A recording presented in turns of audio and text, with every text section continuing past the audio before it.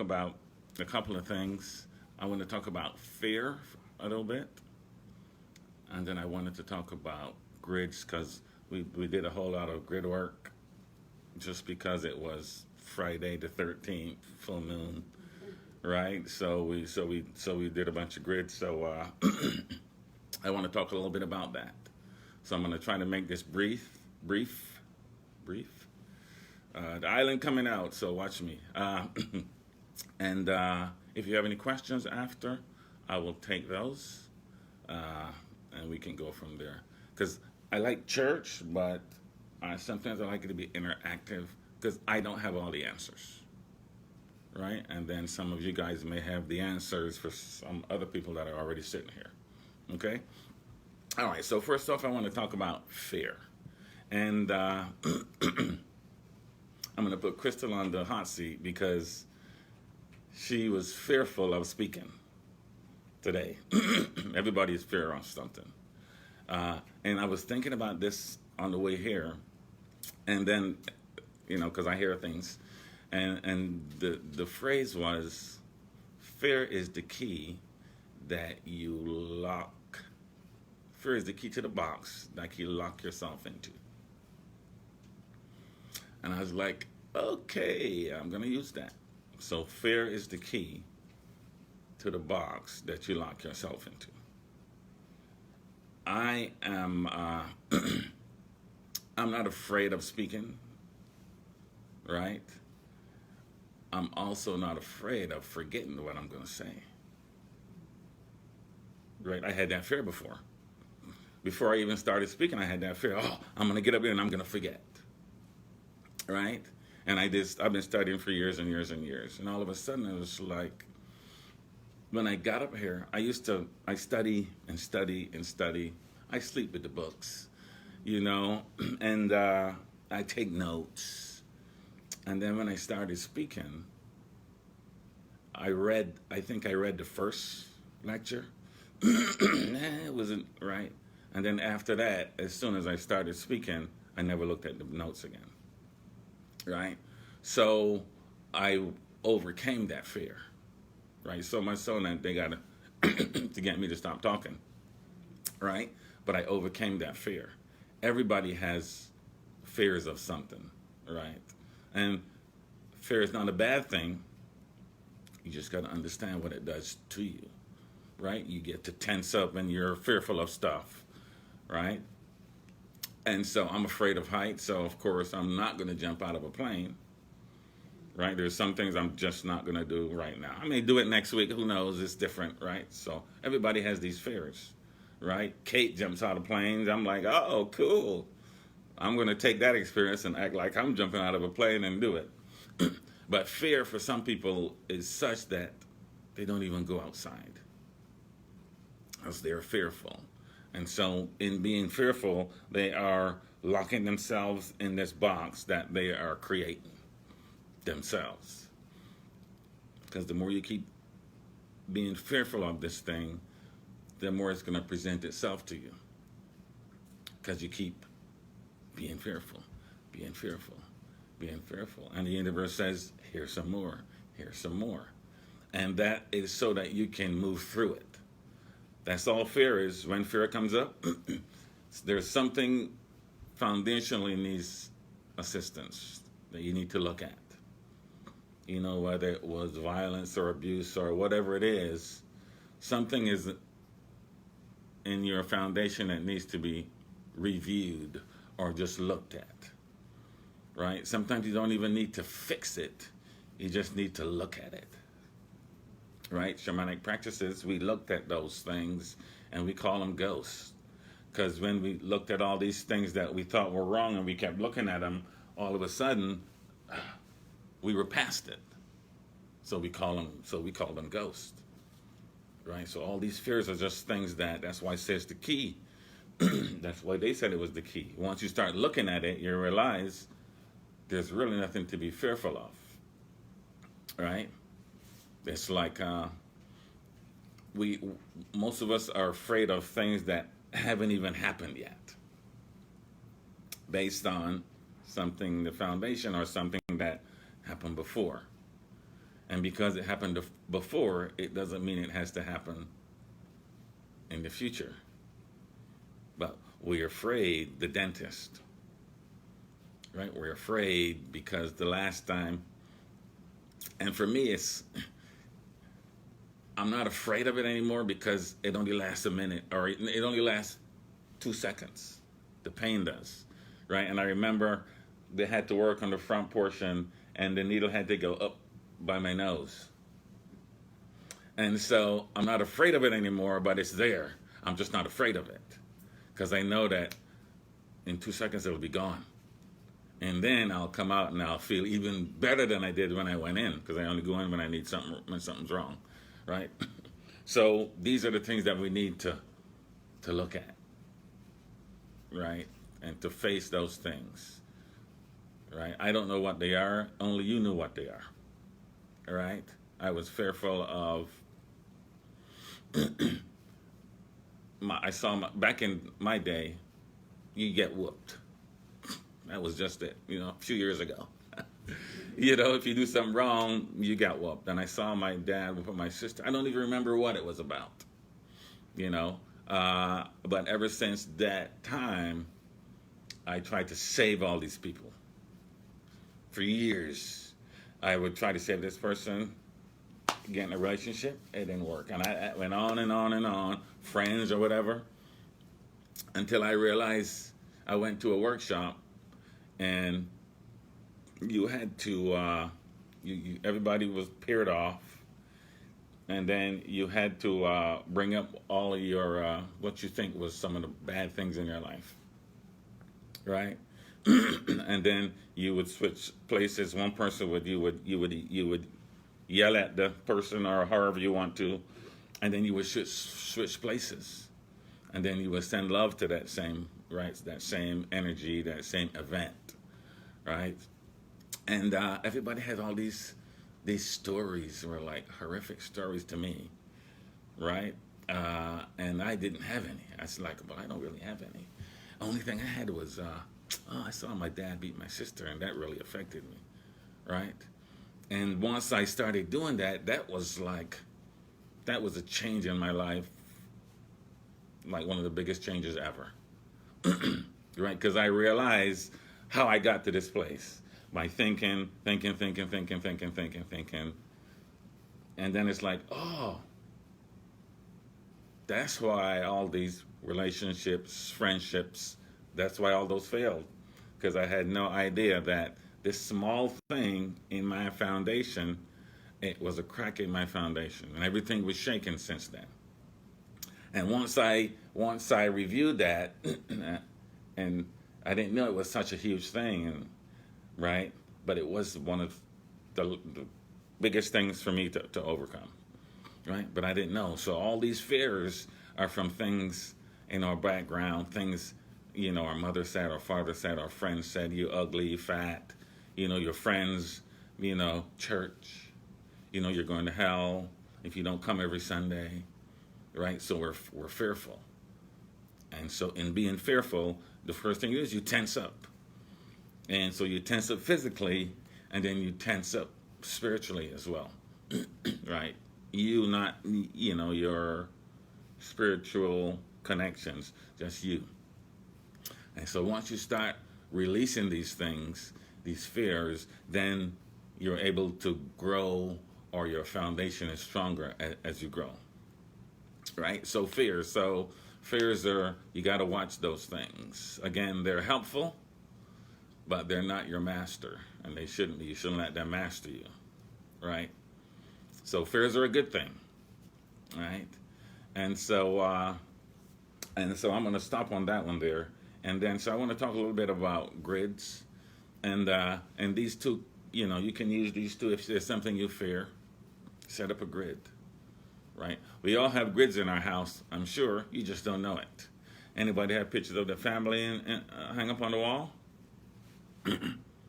To me, that's a grid.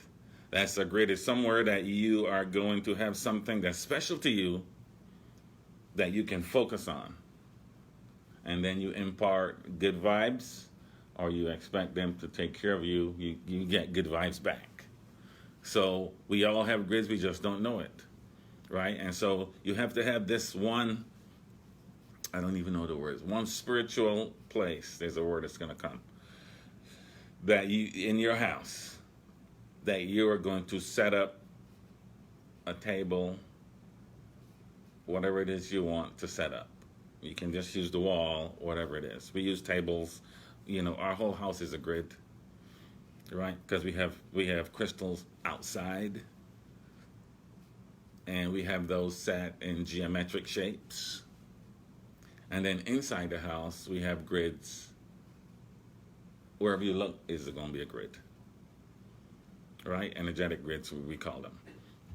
And so we did a whole lot yesterday for Friday the 13th, but really we shouldn't just wait for these dates to come up to do these rituals or these energetic manipulations almost.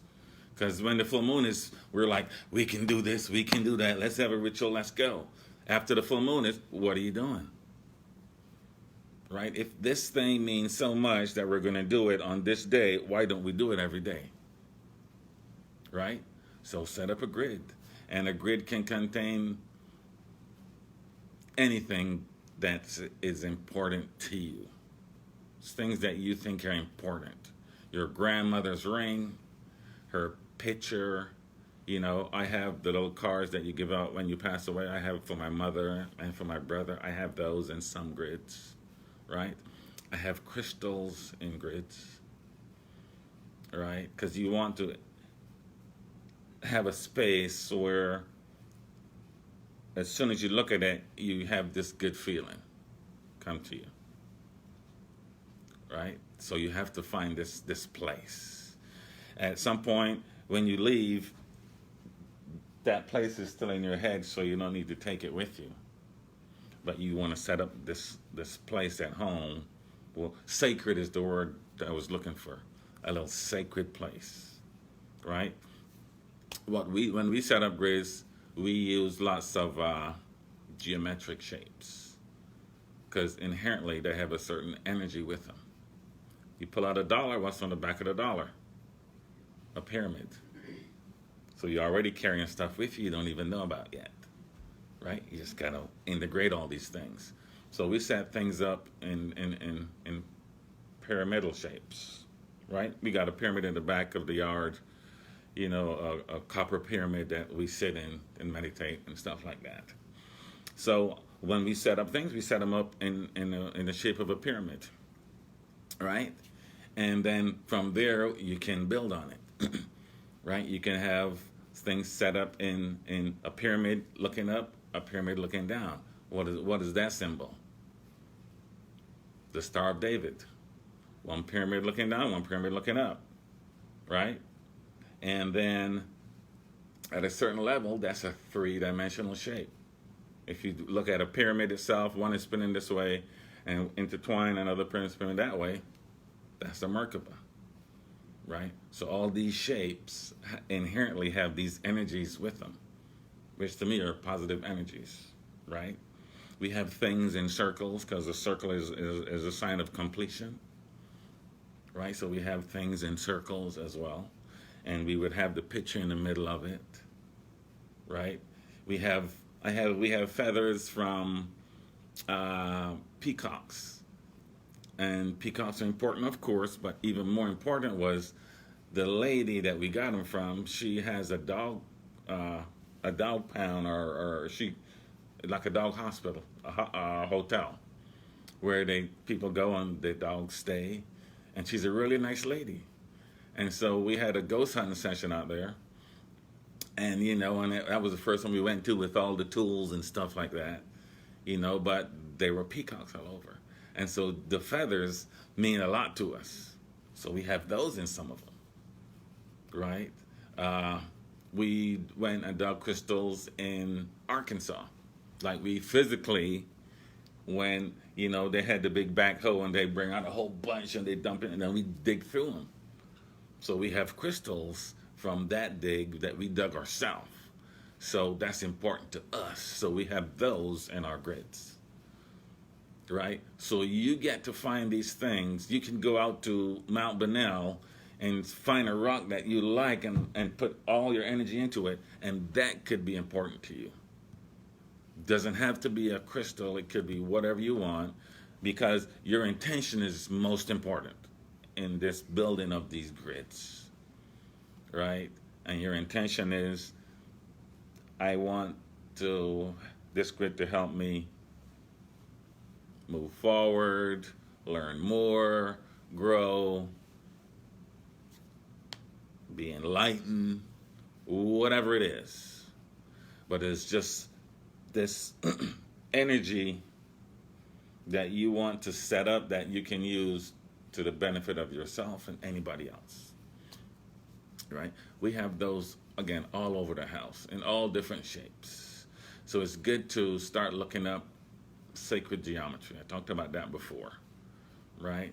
Because there's something about sacred geometry that is that there's energy already there, already here, that we don't use, and those shapes amplify those energies, right? There's a place in France called Rennes-le-Château, and big place, and all the churches are built on these grids, and then churches are built on top of churches. So there's something about this sacred geometry that we need to revisit, all of us, right? If you look at the Masons and secret societies, that's what they delve into, right? And it's not something negative as people want you to think, so you don't look at it, because they don't want you to grow. They don't want you outside of the box thinking whatever you want to think, creating whatever you want to create. They want you in the box doing what they tell you to do, watching what they put at you, so that they can get out of you what they want. It's okay. You just don't have to do that. You don't have to follow those things. Be outside the box, right? I went to an interview and it was like, we want you thinking outside the box, and I was like what box? I don't have a box. Anything is possible. Everything is possible, right? So some formations you need to start doing that, right? And your intention is what's important in all of this, right? Those things will help you grow if you want to grow. If you don't want to grow, it's cool too. You can sit along and ride along with the waves, or you can guide your boat wherever you want to go. That makes sense? Okay. I'm done. Can you believe it? Okay, so are there any questions that I can answer right now? Sacred geometry is light language. So, and the question was, is sacred geometry light language? Light language to me also contains sacred geometry. And I think it even goes further, because when you speak that language, out comes this certain kind of energy. Because I've heard the language, and I don't know what they're saying, but I know what they're saying. Almost as like, okay, I hear it, it sounds good, it sounds familiar, but I don't know what they're saying, kind of. That makes sense? So to me, that's sacred geometry. It's just more than just being physical, almost like it is also spiritual, like it is multidimensional, right? So, because almost is like, when I hear that, it's almost like something is working on me when I hear it, right? So I would say, yeah, that is sacred geometry. And again, you got to be out of the box, because we always think everything is physical, when everything is everything. It's spiritual, it's physical, it's water. It's three things already, plus the things we don't see about it, right? It's ice, it's water, it's steam. It's multidimensional. So when I'm talking to you, I'm more than talking to you. You're hearing words. There's also all the sacred stuff I have been shown that you're getting. So there's words between the words, almost like there's when you're reading a book, there's more energy between the lines than the lines, right? All the things I know and understand, I can't put into words. So they're coming out though. So all these things are multidimensional. We just tend to look at them as if we're physical only, but they're not. Right? Question? When you say grids, I think altars. Real similar. Question was, or the comment was, grids or altars, which is correct. Different name, same thing. I call it a grid because the shapes are important to me. As this person here, the shapes are important because I've studied them a lot. So that's why I say grids. But altars, yes, is somewhere that you send your energy to, or your intermediary between you and God, or whatever you want to call it. Right? Or between you and you, because God is you on the other side. So it's just this intermediary thing. It's just a reminder. Oh, okay, yeah. Of your connection to everything else. That's what they are. Altars, grids, you call them whatever you want. We all should have at least one of those. Again, counting, we have probably 25 grids at home, probably. At least. Because there's things we like, and we just love them so much that we want to see them, and we want that energy, and we want to use that. We send energy to people all the time.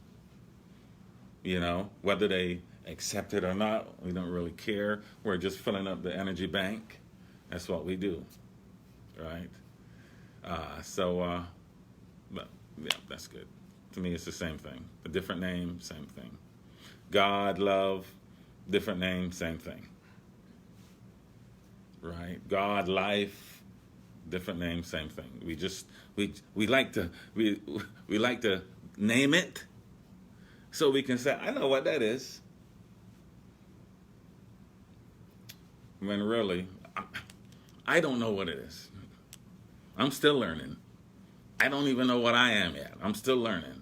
I'm this vast thing that has all this information. Right now I'm connected to this library of all this information. I can talk for an hour. But I don't know it all.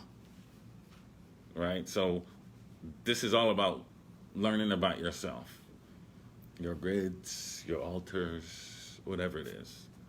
Right? And side note, this could be good. Some people do things on the negative side of grids and altars. Right? Well, should that matter to you? Of course not. Because what you do only affects you. What you do only affects you. So if you're going to put a spell on me and you go over there and you conjure up your stuff, I have no cares in the world. Right? If I have a care and I start worrying about what you're doing to me and all this, then what's happening? I'm affecting my own stuff. Not that you're putting something on me. Right? So, black magic, whatever it is, you need to be focused on what you need. What do I need help with? Where do I need to grow? Sometimes they throw things up in your life so you can say, no, I don't want that. Good or bad? You choose. These are the things I want to do with my life, and my physical things to help me spiritually. You can't go wrong that way, right? Everything is about learning. Really, all the negative stuff you see, I learned I'm never going to do that. Thank you for that lesson. I'm moving this way. It's not for me to say right or wrong, and me to say this is what I'm focused on. This is where I'm going. Does that make sense? Okay. Anything else I can answer right now? Yes. I want to emphasize on fear, when you first started talking about fear. Mm-hmm. I think for me, had a lot of lessons in life because a lot of things, just basic, you had a lot of fear to do. But if you me is a beautiful room. Right. And the comment was for those online, fear helps you overcome things. That's what Peter was saying. Right. So it's not a bad thing. You know, it's like, were you ever scared of heights before you were a fireman? Yes, actually, one of the things that I had to work with was on a high rise. Yeah. You know, you had to climb out of the bucket and climb down the ladder. Yeah. Yeah. And Yeah. in order to be checked out of that piece of. Yeah. But how they taught you was Yeah. climb up the ladder first. Mm-hmm. Then climb into the bucket, Mm-hmm. and then it's easier for you to climb out of the bucket and go down. Right. Yeah. So you had to face the fear. Yeah. You have to face the fear. You know, maybe you just need people around you to help you. Like, we got you, we got you. That's sometimes what everybody else needs. I'll watch you.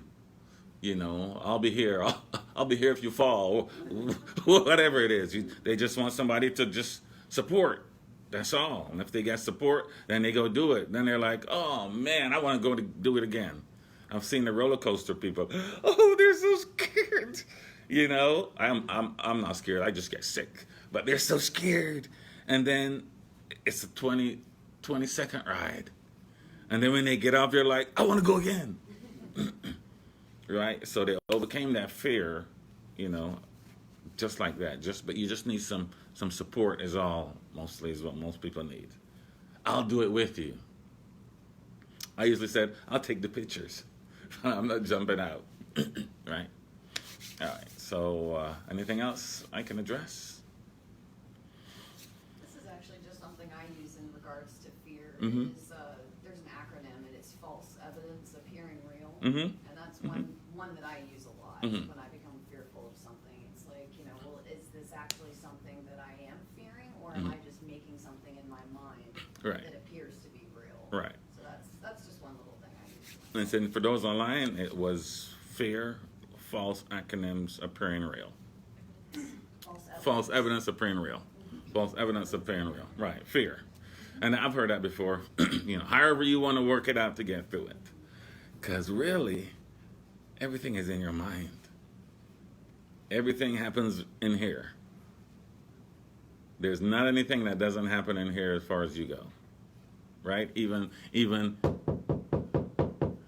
that. Where is that happening? Where are you experiencing this? In here, because your air and all the information is coming in your ear, your brain is translating it. It's like, oh, that's the sound. It's all happening in here. Everything. Right? And this is getting to that quantum stuff. When you look at me, where am I?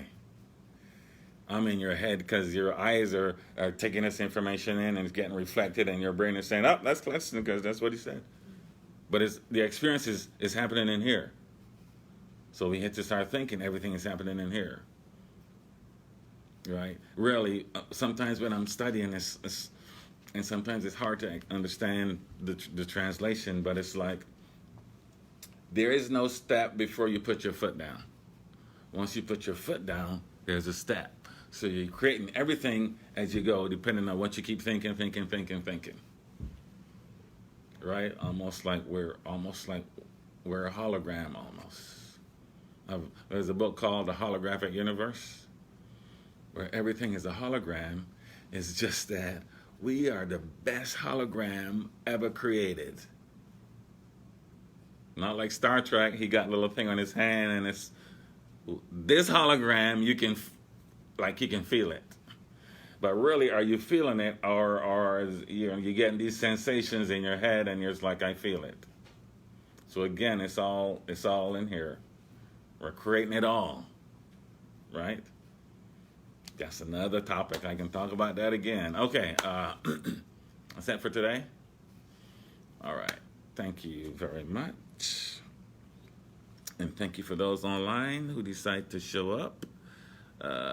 Let's see. Thank you for repeating the questions. Okay. That's what they got on me before. All right. Thank you.